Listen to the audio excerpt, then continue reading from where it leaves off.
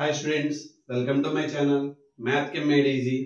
మన ఛానల్లో intermediate first year students కి సంబంధించి pass guarantee in 20 days program start చేసాం. మీ అందరికీ తెలుసు.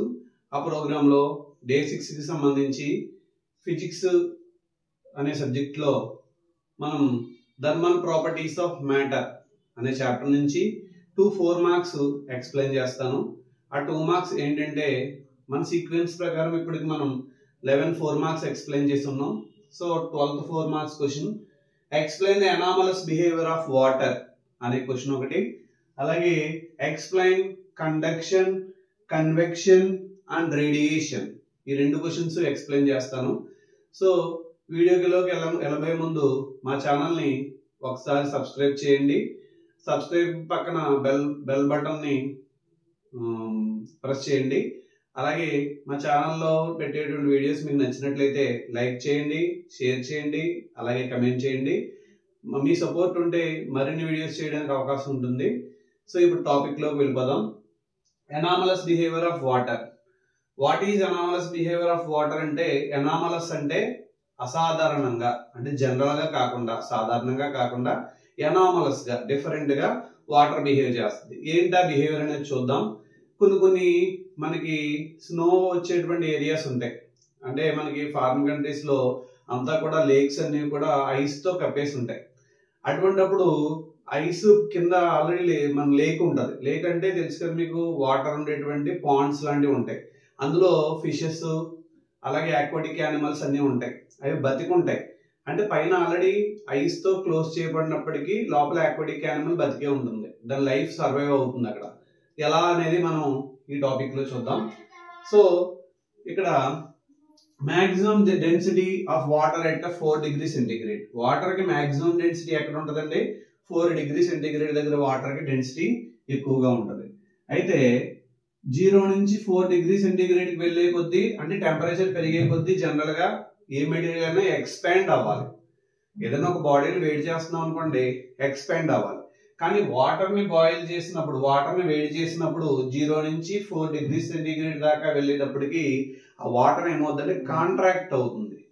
అలా కాంట్రాక్ట్ అవుతానికి కారణం ఏంటంటే, మాక్సిమం డెన్సిటీ ఎక్కడ ఉంది? 4 డిగ్రీ సెంటీగ్రేడ్ దగ్గర. డెన్సిటీ అంటే ఏంటి? Weight by volume.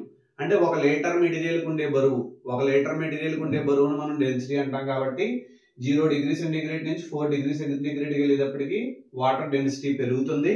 డెన్సిటీ పెరిగి కాంట్రాక్ట్ అవుతుంది.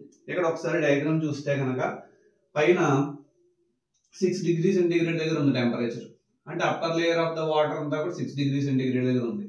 లోపల ఇన్నర్ లేయర్ దగ్గర వెళ్ళేటప్పటికి 0 డిగ్రీ సెంటీగ్రేడ్. 0 డిగ్రీ సెంటీగ్రేడ్ అంటే కనుక అక్కడ ఇంచుమించుగా ఐస్ క్యూబ్స్ ఉన్నాయని అర్థం. ఇలా కిందకి వెళ్ళే కొద్దీ టెంపరేచర్ ఏమవుతుంది? పెరుగుతూ ఉంటుంది. అంటే ఏ బాడీ అయినా కానీ తనకున్న హీట్ ని, ఇక్కడ చుట్టూ కోల్డ్ అట్మాస్ఫియర్ ఉన్నప్పుడు ఆ బాడీ ఏం చేస్తుందంటే కనుక తనకున్న టెంపరేచర్ లాస్ అవ్వడానికి ట్రై చేయదు. సో అలాగే వాటర్ కూడా టెంపరేచర్ లాస్ అవ్వడానికి ట్రై చేయకుండా 1 degrees, 2 degrees, 3 degrees and 4 degrees ఉంది. ఇక్కడ ఆక్వాటిక్ యానిమల్ లైక్ ఫిషెస్ లాంటివి ఇక్కడ ఉన్నాయి అనమాట. సో వింటర్ సీజన్ లో అట్మాస్ఫియరిక్ టెంపరేచర్ 0 డిగ్రీస్ కన్నా తక్కువ ఉంటుంది. ఎప్పుడైతే 0 డిగ్రీ సెంటీగ్రేడ్ కన్నా తక్కువ ఉందో లేక్స్ లో ఉన్న వాటర్ అంతా ఐస్ గా మారిపోతుంది. So ice is bad conductor of heat కాబట్టి అప్పర్ లేయర్స్ మాత్రమే ఫ్రోజన్ స్టేట్ లో ఉంటాయి. ఇన్నర్ లేయర్ లో ఉండే వాటర్ అంతా కూడా లిక్విడ్ స్టేట్ లోనే ఉంటుంది. ఆ రకంగా ఎనామలస్ బిహేవియర్ ఆఫ్ వాటర్ ని ఎక్స్ప్లెయిన్ చేస్తాం. దీని ఎగ్జాంపుల్ ఎలా రాయాలంటే డయాగ్రామ్ వేసుకుంటారు. డయాగ్రామ్ వేసుకుని సింపుల్ గా 3 పాయింట్స్ లో రాస్తారు. Water having maximum density at 4 degree centigrade అని రాసి, whenever the temperature of water is changes from 0 degree centigrade to 4 degree centigrade, then the water is undergo contracts instead of expansion. Expansion జరగకుండా contract జరుగుతుంది. అది first point కింద రాస్తాం. This is the anomalous behaviour of water అని రాస్తాం. అదేవిధంగా first point ఏమని రాస్తాం? Maximum density of water is at 4 degree centigrade. Whenever the temperature of water is raises from 0 degree centigrade to 4 degree centigrade, then water undergo contraction instead of expansion అని రాస్తాం. This behavior is called anomalous behavior of water. ఇది introduction point కింద రాస్తాం. Next, in winter season atmospheric temperature falls down than 0 degree centigrade. Winter season లో 0 degrees కన్నా తక్కువ temperature ఉంటుంది. అలాగే లేక్స్ లో ఉన్న వాటర్ అంతా ఎలా మారిపోతుంది? ఐస్ గా మారిపోతుంది. Water inside the lakes water in the lakes converts into ice అని చెప్తాం. Ice is bad conductor of heat కాబట్టి upper layers are in the frozen state but inner layers are also is in liquid state. So the aquatic life is not disturbed అని రాసుకోవచ్చు. అర్థమైంది అనుకుంటున్నాను. Starting లో maximum density, water maximum density 4 degree centigrade temperature దగ్గర ఉంటుంది. Temperature ఎప్పుడైతే 0 నుంచి 4 degree centigrade గా మారిందో వాటర్ ఎక్స్పాండ్ అవ్వకుండా కాంట్రాక్ట్ అవుతుంది.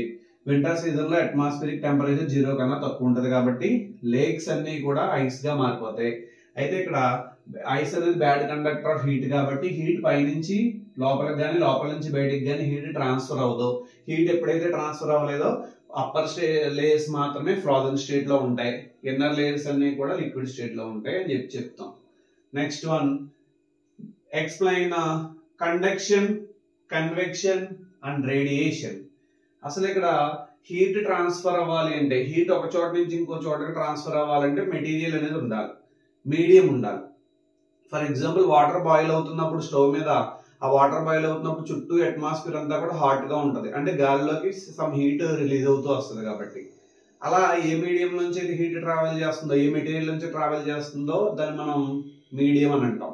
అలాగే హీట్ ట్రాన్స్ఫర్ అవుతున్నప్పుడు ఓన్లీ హీటే ట్రాన్స్ఫర్ అవ్వచ్చు, లేకపోతే పార్టికల్స్ కూడా మూవ్ అవుతూ ఉండొచ్చు, లేదంటే మీడియం అవసరం లేకుండా, వితౌట్ మీడియం అవసరం లేకుండా కూడా హీట్ ట్రాన్స్ఫర్ అవ్వచ్చు. అది ఎలాగో చూద్దాం. So conduction means the transfer of heat from one part to another part, లేదా one place to another place without moving of particles is called conduction. అంటే పార్టికల్స్ మూవ్ అవ్వవు, ఓన్లీ హీట్ మాత్రమే travel చేస్తుంది. Simple గా conduction ఏమని రాస్తుంది definition, the transfer of heat from one place to another place without moving the particles is called conduction. Hot end of the rod నుంచి heat cold end of the rod కి వెళ్తుంది. ఒక సాంబారు లేకపోతే వేడిగా ఉన్న నీళ్ళలోనో గరిటె వేసాం అనుకుందాం. గరిటె అందులో పెట్టినప్పుడు ఆ వేడిగా ఉన్నటువంటి గరిటె వేడెక్కిన తర్వాత మనం పట్టుకునే హ్యాండిల్ కూడా ఏమవుద్ది, హాట్ గా మారుతుంది.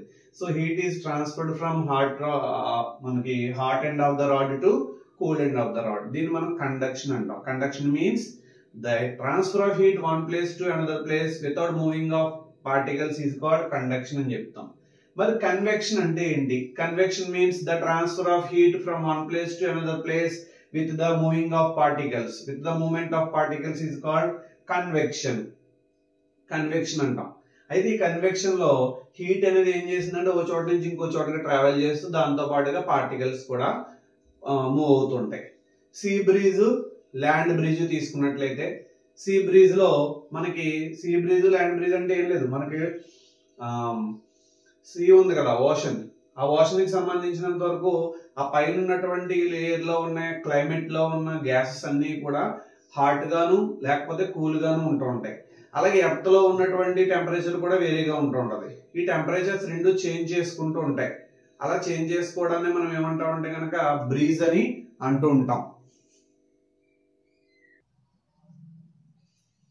సో కన్వెక్షన్ అంటే transfer of heat from one place to another place by moment of particle is called convection అని చెప్తాం. సీ బ్రీజ్, ల్యాండ్ బ్రీజ్ అని ఎగ్జాంపుల్ చెప్తాం. యాక్చువల్ గా డే టైంలో అట్మాస్ఫియర్ లో ఉన్న గ్యాసెస్ ల్యాండ్ మీద ఎక్కువ టెంపరేచర్ ఉంటుంది, టెంపరేచర్ ఈజీగా ల్యాండ్ అబ్జార్బ్ చేసుకుంటుంది. అదే వాటర్ కనుక హీట్ అవ్వాలంటే ఎక్కువ టైం పడుతుంది కాబట్టి సో టెంపరేచర్ ల్యాండ్ మీద ఎక్కువ ఉంటుంది, అలాగే ఓషన్ సముద్రం మీద తక్కువ ఉంటుంది. అప్పుడు ఈ హాట్ ఎయిర్ ఏమవుతుందంటే గాలిలో ఉన్న పార్టికల్స్ అన్ని కూడా సీ వైపు టర్న్ అవుతుంటాయి.